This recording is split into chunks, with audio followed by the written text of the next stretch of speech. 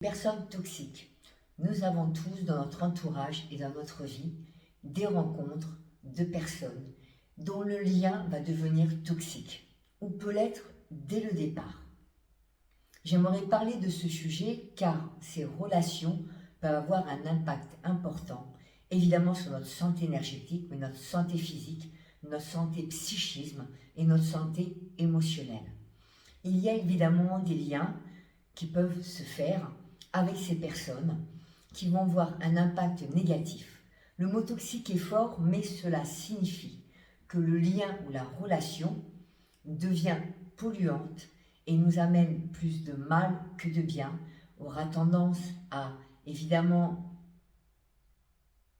nous amener à nous toucher sur différents plans de notre être, au lieu de nous élever, de nous construire, de nous permettre d'être dans la joie, de nous valoriser et aussi de prendre notre place et de nous imposer dans nos choix.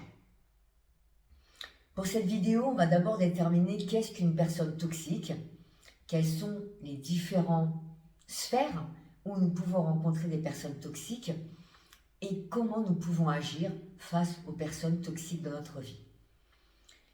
Première question, qu'est-ce que la personne toxique? Une personne toxique, c'est une personne, pardonnez-moi, que ce soit consciemment ou inconsciemment, se plaint.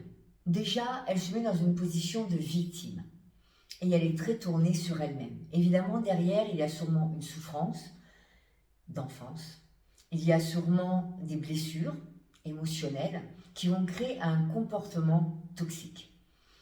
La personne peut avoir conscience de ce comportement, dès lors on va tomber dans de la manipulation. Nous allons parler d'abord de la personne qui peut le faire inconsciemment. C'est une personne qui ne s'aime pas, qui a peur d'être abandonnée, rejetée, qui ne connaît pas sa valeur, qui n'a pas d'estime et qui va chercher à travers l'autre, évidemment prendre l'énergie ou la lumière pour venir se nourrir. Mais comme elle est une victime, elle se nourrit à travers la négation, de se plaindre, de trouver des situations négatives dans tout, refuser toute solution qu'on peut lui apporter, va évidemment parler et critiquer les autres de manière négative. Elle n'acceptera pas d'aide pour rester toujours dans une situation critique afin que tout le monde la voie toujours comme une victime et attire justement toute l'attention vers elle.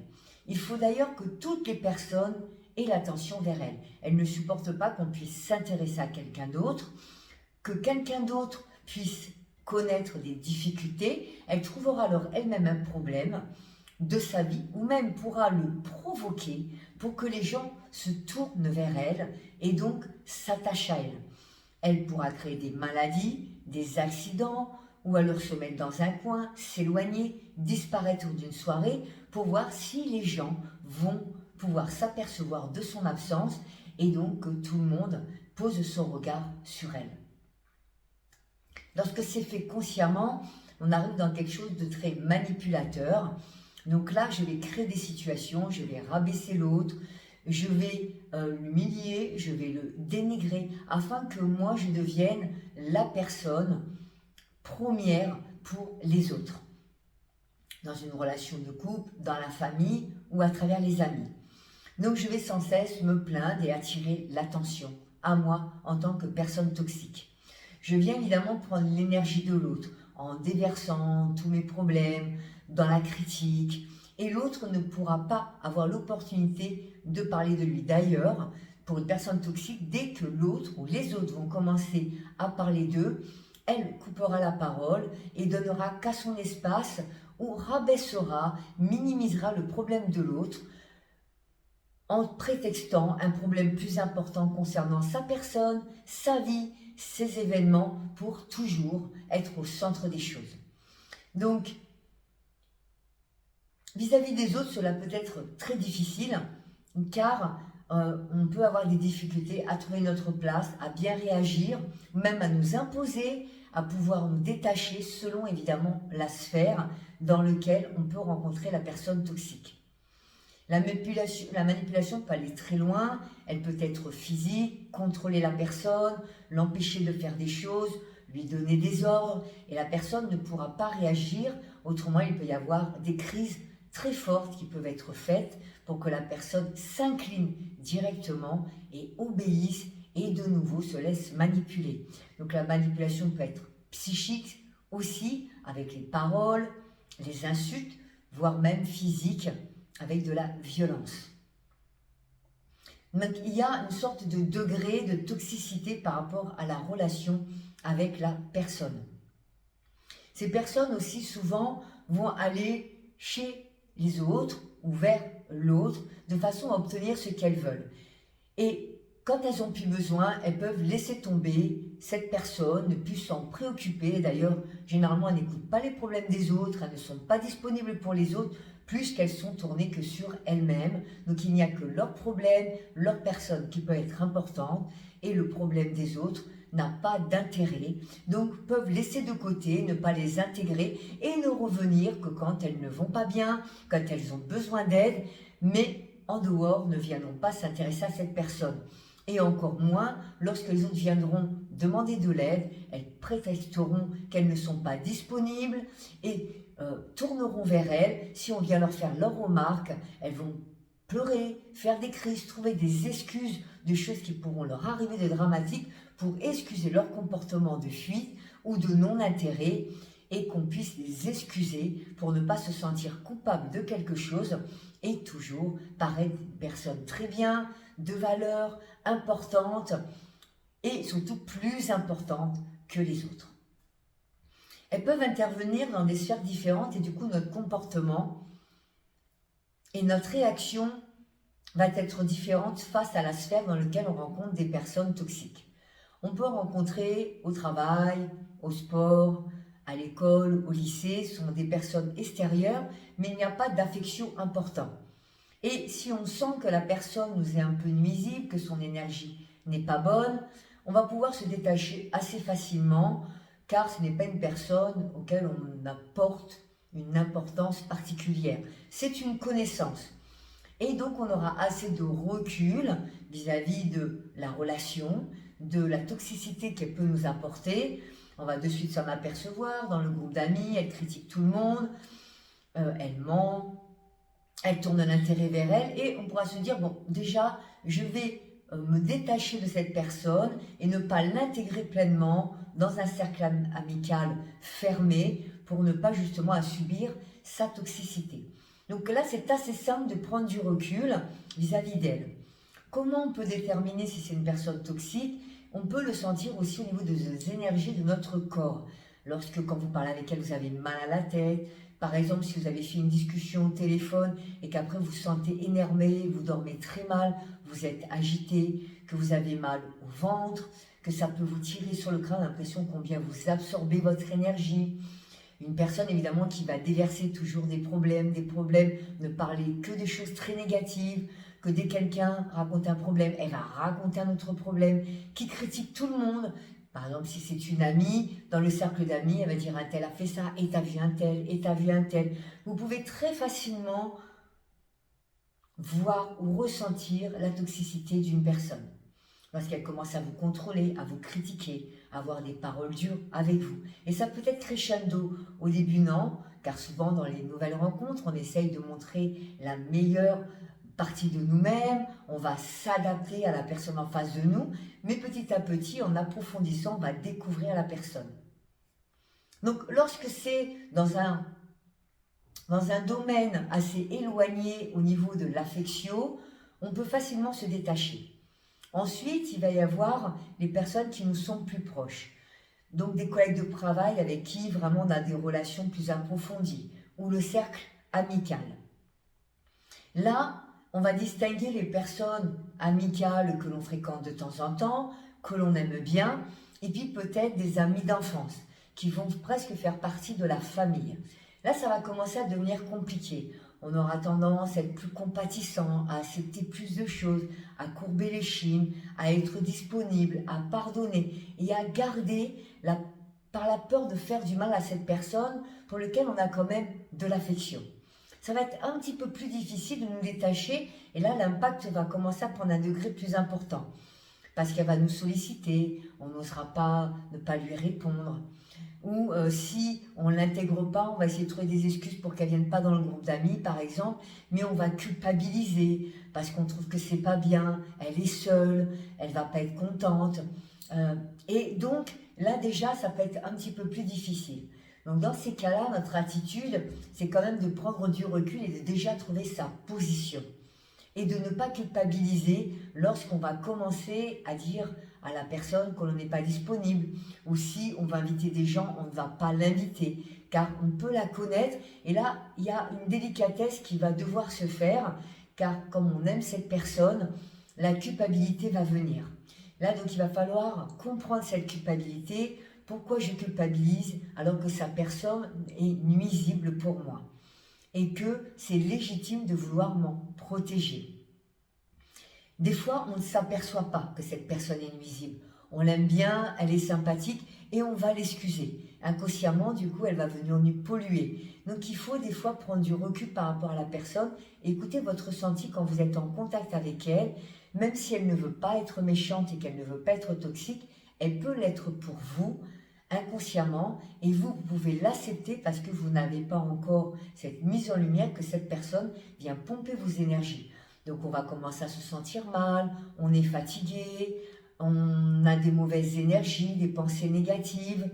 Et en fait, compte, c'est cet entourage qui va venir avec sa toxicité quelque part, venir nous polluer et nous amener dans ce schéma-là. Et donc il est important, au-delà de peut-être de se comprendre soi-même, on en parlera après, de se comprendre soi-même à travers ses blessures et d'avoir un autre regard, de peut-être regarder son entourage, se dire est-ce qu'il n'y aurait pas quelqu'un que j'accepte dans mon entourage, sur lequel je ne prends pas assez de recul et qui vient me polluer dans ma vie. Après, il y a la sphère de la famille.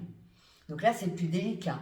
C'est nos parents, nos grands-parents, nos frères et sœurs, nos neveux, nos nièces, nos cousins, nos cousines, nos oncles, nos tantes, ou aussi qui peuvent être dans une notion de famille, les amis très très proches.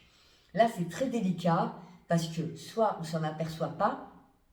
Pourquoi? Parce qu'on est comme un peu endormi. On n'est pas encore dans cette notion d'éveil, de connaître ses blessures, ses mémoires, d'avoir assez de recul et de sentir les vibrations, de se rendre compte qui peut être toxique pour nous ou pas. Donc on va rester dans ce schéma, on va le nourrir. Donc on va se laisser manipuler. Ça peut être un parent qui nous ordonne, qui ne nous laisse pas prendre des décisions seuls, qui contrôle nos vies, qui peut être très envahissant, qui vient régulièrement à la maison, qui va nous conditionner sur l'éducation de nos enfants, dans nos décisions professionnelles ou même dans nos relations amoureuses, va essayer de faire rompre avec un garçon ou une fille, estimant que cette personne n'est pas faite pour nous. Et on va accepter cette manière de faire sans voir qu'il y a évidemment de la toxicité, vraiment un lien fortement toxique entre nous et le parent. Ça peut être inversement aussi dans d'autres contextes, un enfant qui peut être toxique pour le parent, qui ne le laisse pas rencontrer un homme ou une femme alors qu'il veut refaire sa vie, qui a tendance à faire des crises. Évidemment, ça peut être dans les deux sens. Je ne stigmatise ni les enfants ni les parents, ce sont des exemples que je donne évidemment. Mais des fois, on n'en a pas conscience. Donc la toxicité, les liens vont continuer à se nourrir à travers ces relations qui ne sont pas saines. Donc c'est très difficile de pouvoir du coup se sortir de certains schémas et on va répéter des relations difficiles. On peut avoir beaucoup de problématiques dans notre vie personnelle, ne pas réussir à rencontrer une personne, des difficultés dans les relations professionnelles, ne pas trouver de travail, avoir un mal-être, se sentir rejeté, ne pas se sentir humilié. Et tout ça sera évidemment la vibration qui n'aura pas été encore conscientisée autour des relations toxiques familiales. Et puis il y a celle dont on a déjà mis la lumière dessus. On va dire, on sait que nos parents sont toxiques ou que certains membres de notre famille sont toxiques ou que certains de nos amis sont toxiques. Et là, c'est beaucoup plus évidemment difficile de s'en détacher.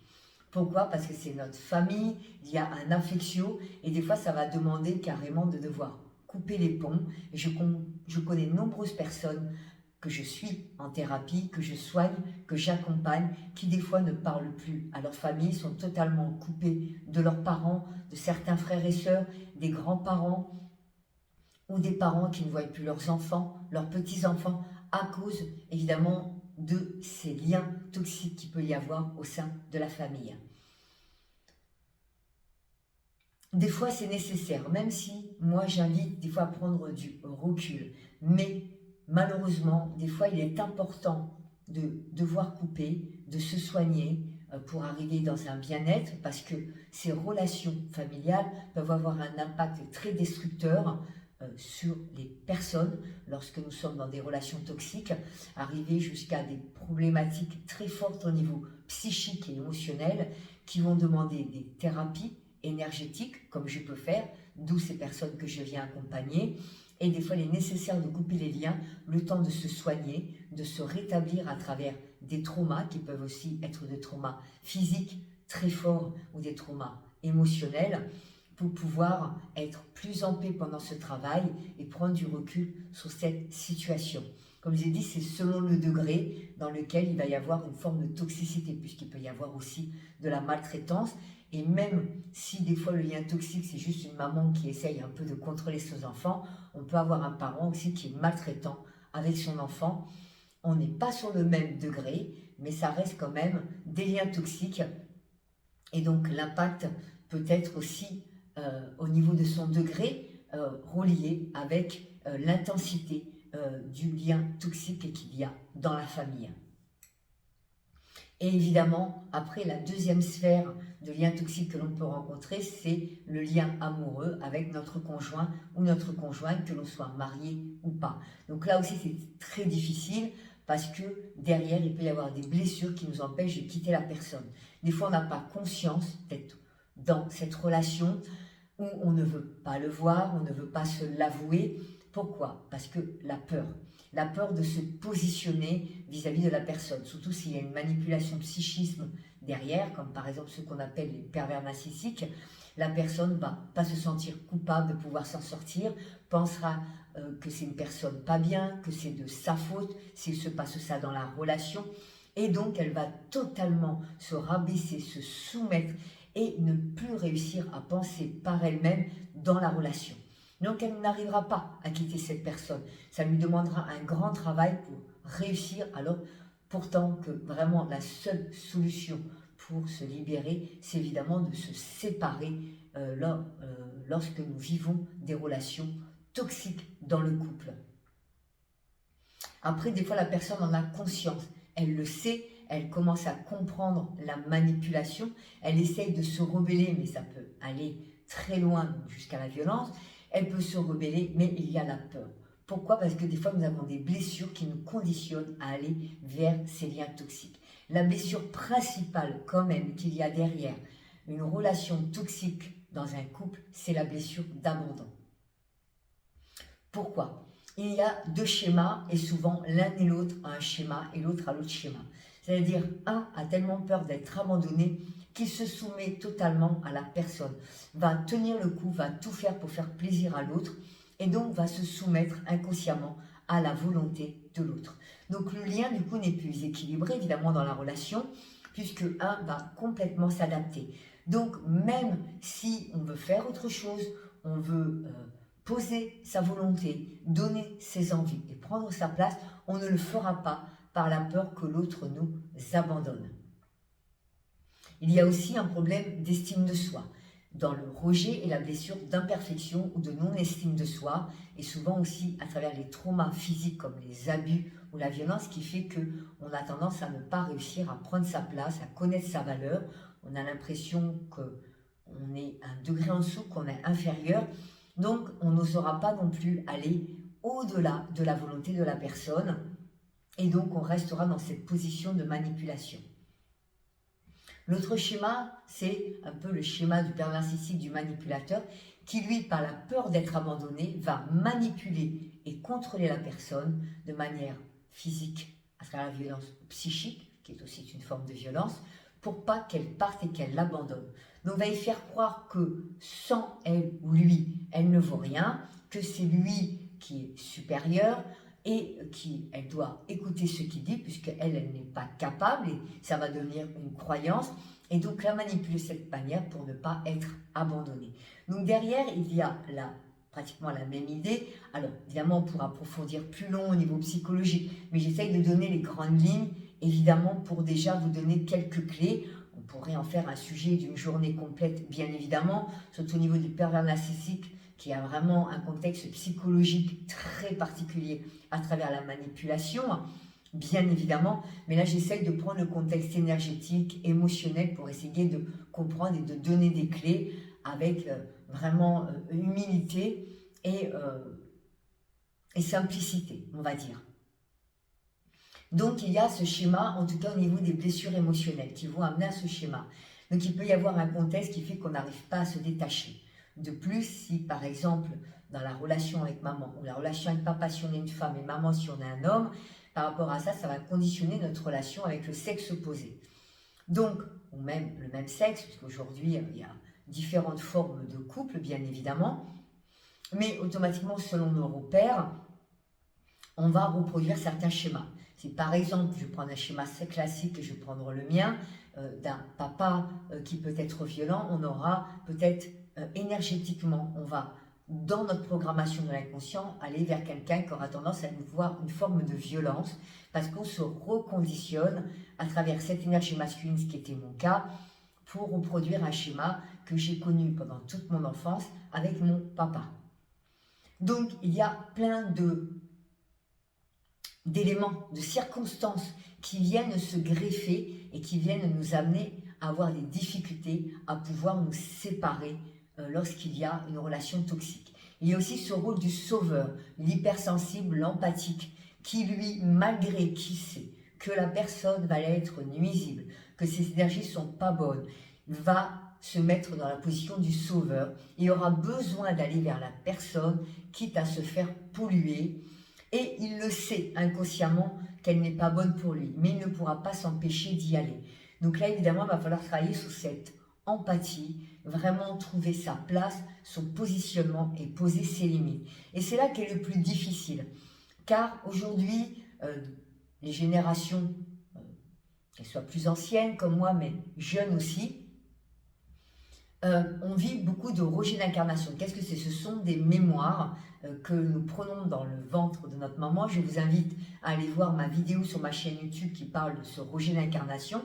Vous aurez plus d'explications plus claires. Je vous invite à aller donc cliquer sur le lien de cette vidéo. Nous amène à avoir du mal à trouver notre place dans ce monde.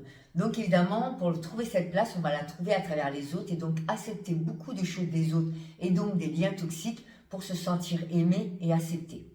Pourquoi nos générations d'aujourd'hui plus? Parce que chez les ancêtres ou les générations antérieures, ce n'était pas comme aujourd'hui où on choisissait de faire un bébé, où on choisissait d'avoir un enfant.